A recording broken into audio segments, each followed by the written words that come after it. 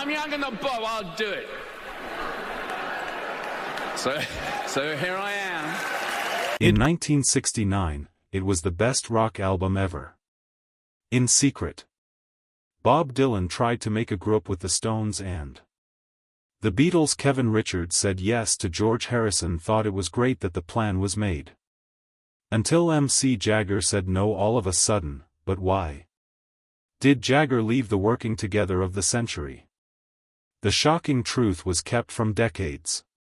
The whole story is more disturbing than fans ever thought. He was born on July 26, 1943, and it was the middle of the world in Dartford, Kent.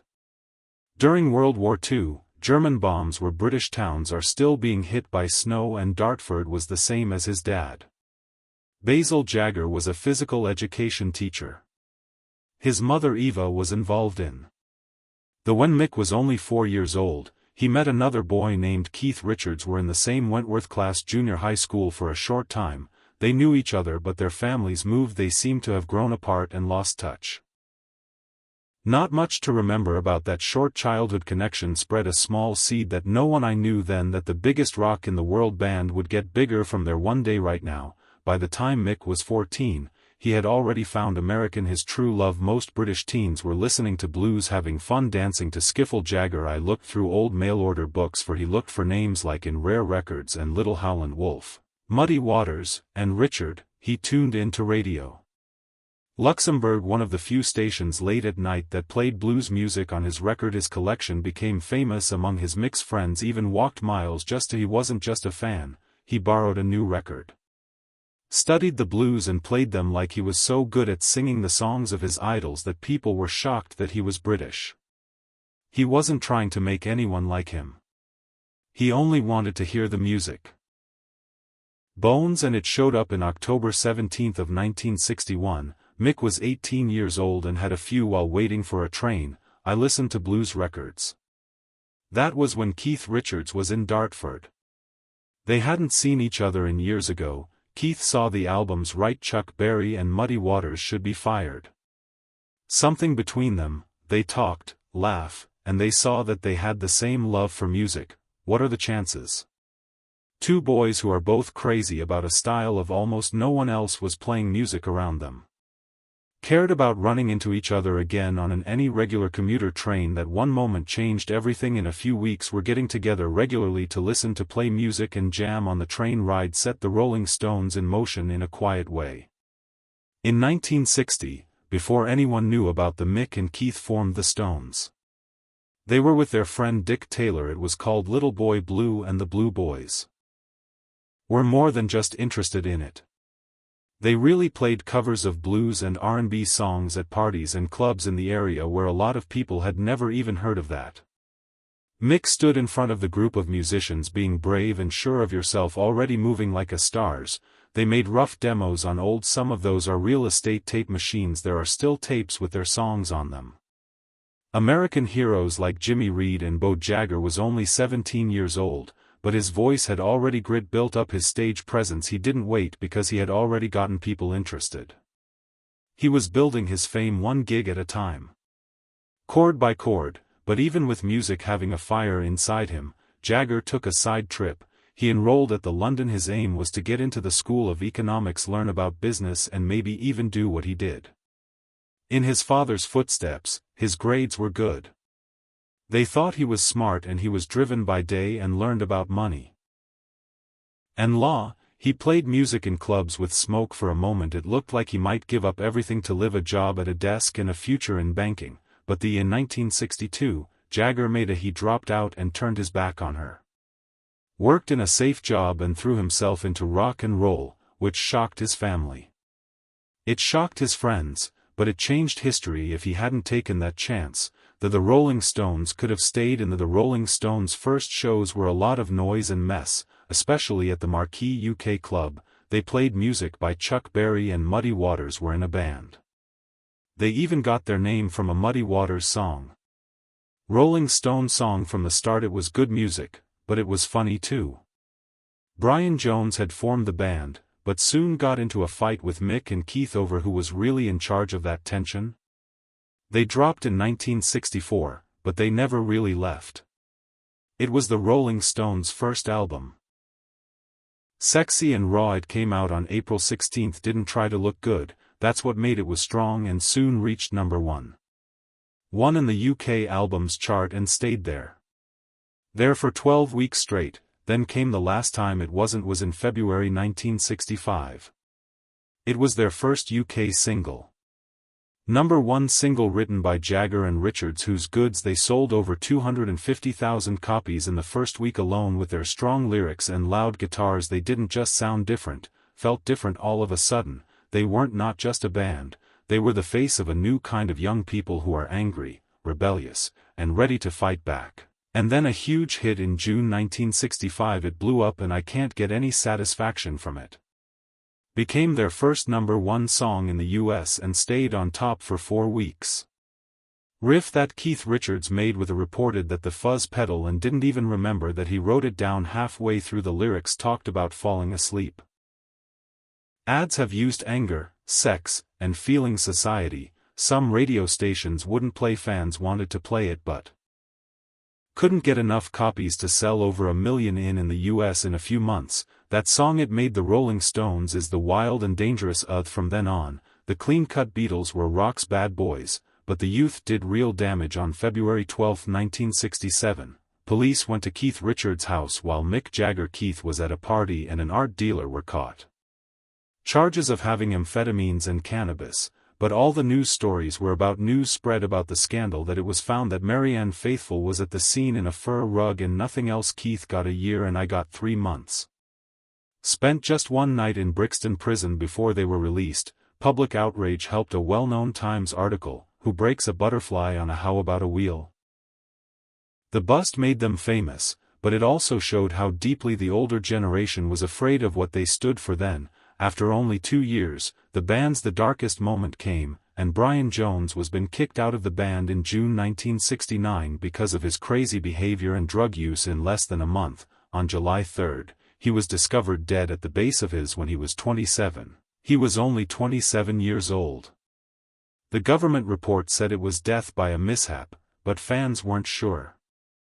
Some people said Mick and Keith were to blame. Band had lied to him and left him. Jones became a tragic figure after he died. A sign that he joined the infamous 27 Club, a list that would later have Jimmy on it, Kurt Cobain, Janis Joplin, and Mr. Hendrix. It was strange that it happened just days before.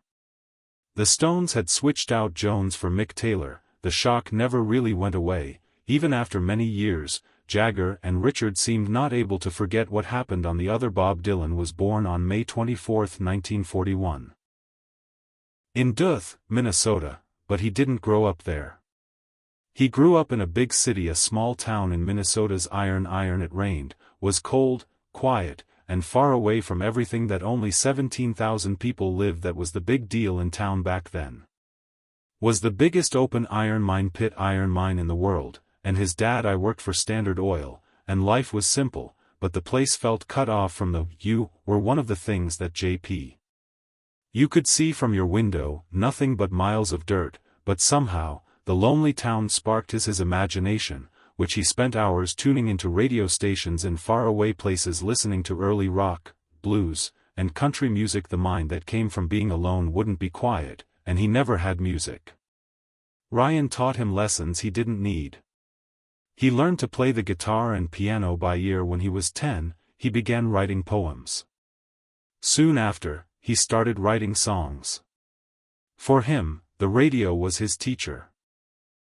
To Muddy Waters, Hank Williams, and most all of Woody Guthrie's hits, it wasn't just sound, it was like lightning. Dylan said it wasn't by accident that it felt like he was getting the crown from Guthrie. Looked at Guthrie's voice, his stories, and style like a student trying to get good at it. Every line. By the time he was a teenager, Dylan had already played in local bands. The Golden Chords were one of them that got banned from an art show at school because he didn't care that they were too loud.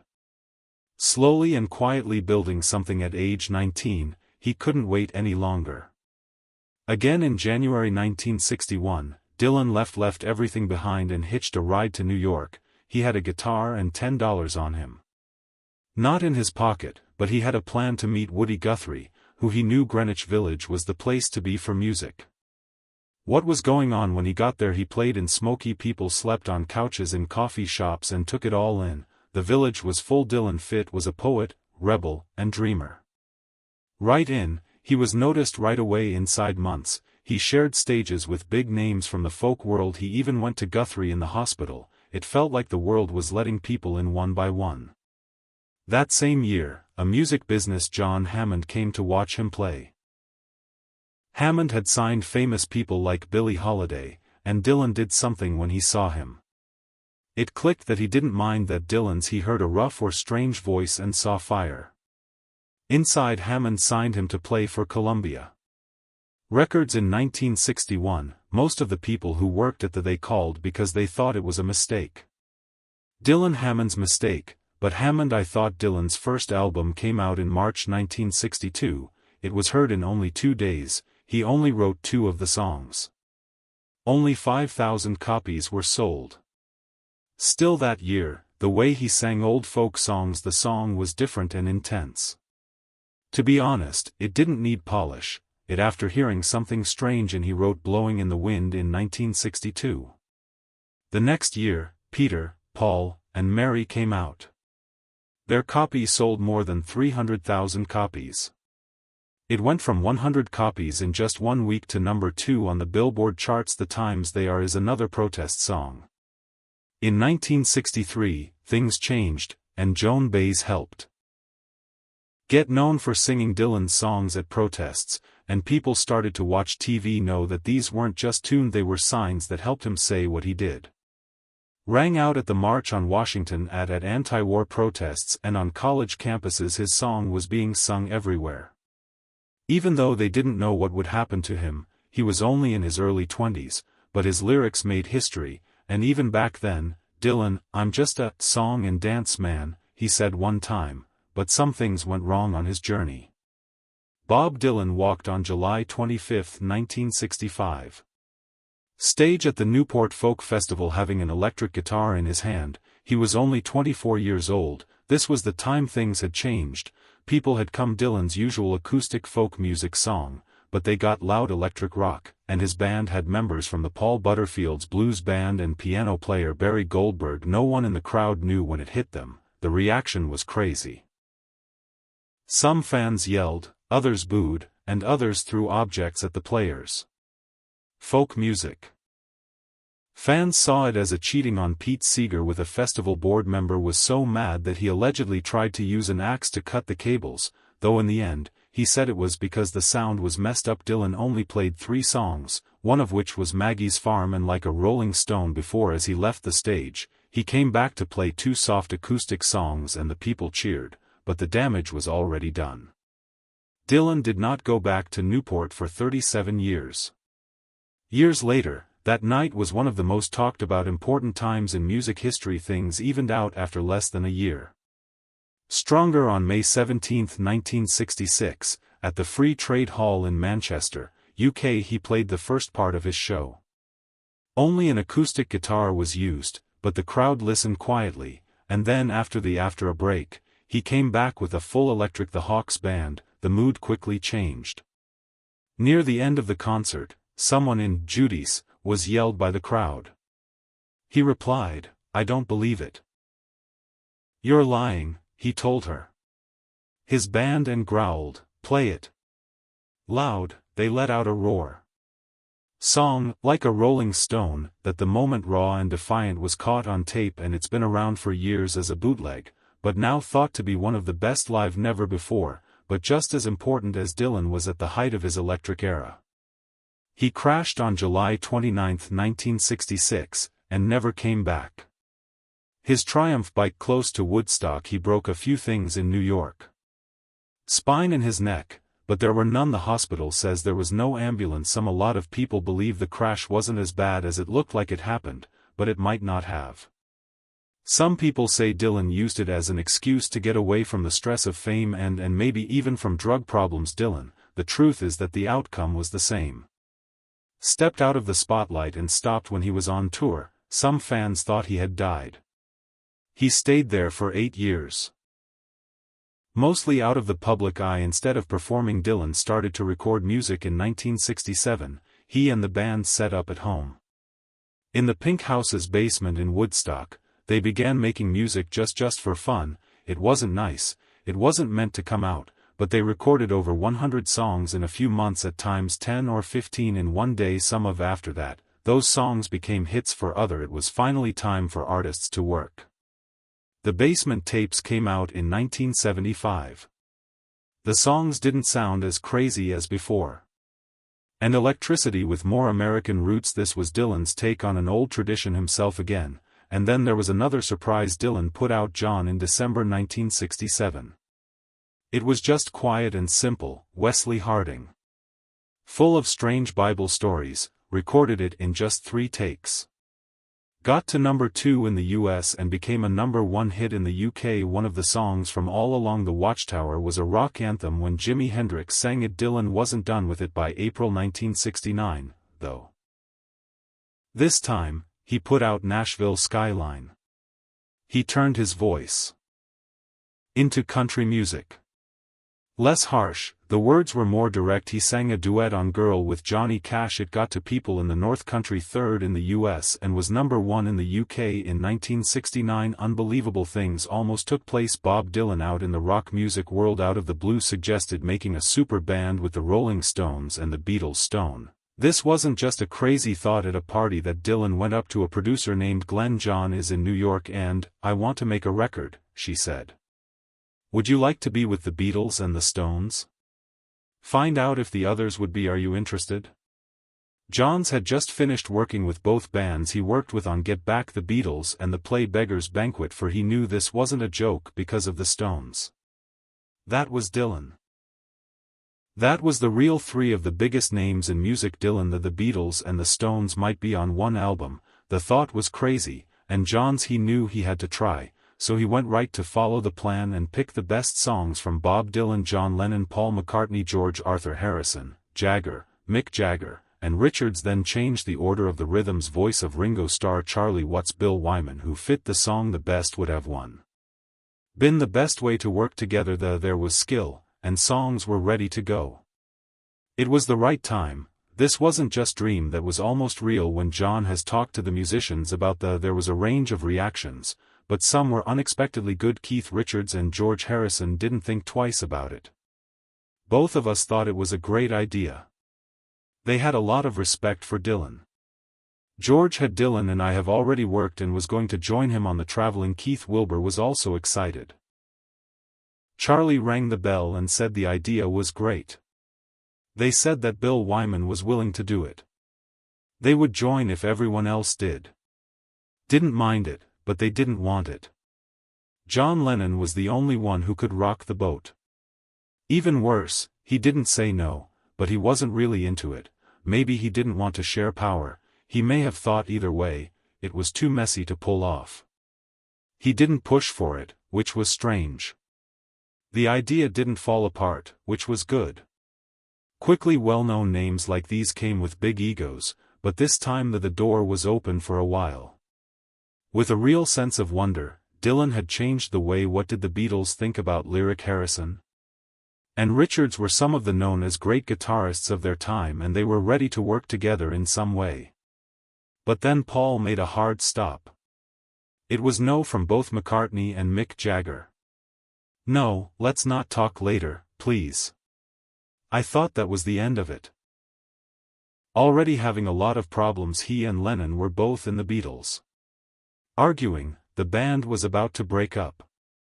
Other than giving them more strong personalities probably sounded like a fear for him, Jagger had a different reason. He was making himself known for the Stone. They were the rebels. A rough and gritty alternative to the polished Beatle. Putting that picture with Dylan's a style of free wandering could get messy. He gave up everything because he didn't want the Stones to be taken over by Dylan's world back then. Even Glenn Johns said that maybe they were right, it might have been too big. Fans still talk about how hard it is to pull off. Think about what might have happened. From that one album, Six Legends, Jagger could have made everything different. later gave a better explanation of his fear. It wasn't just that he and Dylan had a lot of different styles. He would come up with this crazy, chaotic energy, getting together with half-written songs, tell people strange things like, play it like it's raining, and be ready for musicians to figure it out on the spot. That's not how the Stones worked. Piece by piece, they played songs over and over, until everything was locked together. That was their sound.